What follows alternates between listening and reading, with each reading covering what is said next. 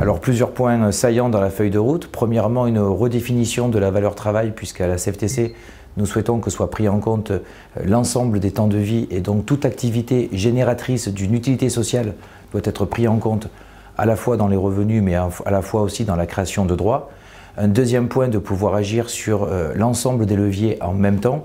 Ces leviers qui servent à l'épanouissement de la personne, c'est-à-dire à la fois la rémunération bien évidemment, mais aussi toutes les questions de logement, de transport, de mobilité, de formation, donc de traiter de tous ces sujets-là en même temps.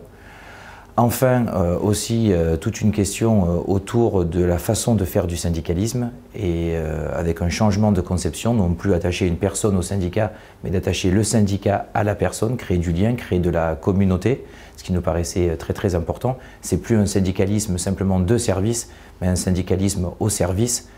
Et en parallèle, ce n'est pas vraiment la feuille de route, mais une volonté pour moi que j'ai pu faire au cours du congrès de rajeunir et de féminiser nos instances, ce qui est aujourd'hui une réussite.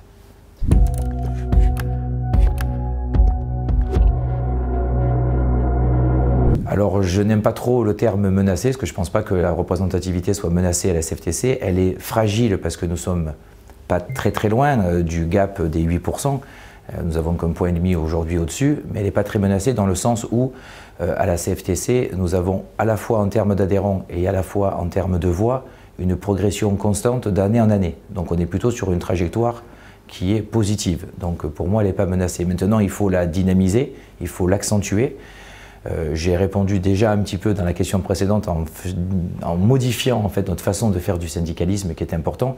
Il y a maintenant une très grande politique d'implantation, car notre difficulté, c'est pas que la CFTC plaise. Quand elle est présente dans une entreprise, on fait des très bons scores. Notre problématique, c'est qu'on n'est pas suffisamment présent dans un grand nombre d'entreprises. Donc c'est vraiment une question d'implantation de la CFTC.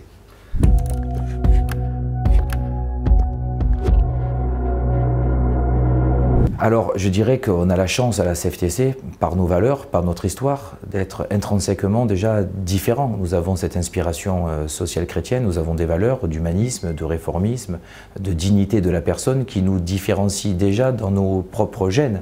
C'est une chance qu'on a. Ensuite, nous avons des thématiques qu'aujourd'hui nous sommes quasiment les seuls à défendre.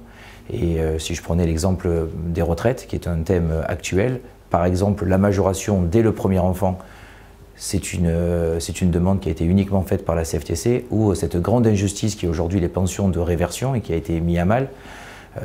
Nous avons aussi travaillé et demandé à ce que soit pris l'ensemble du revenu du couple avec 70% pour le survivant. Ce sont deux thématiques par exemple qui par rapport à nos valeurs et notre philosophie, on a été les seuls à demander et qui nous différencient de soi.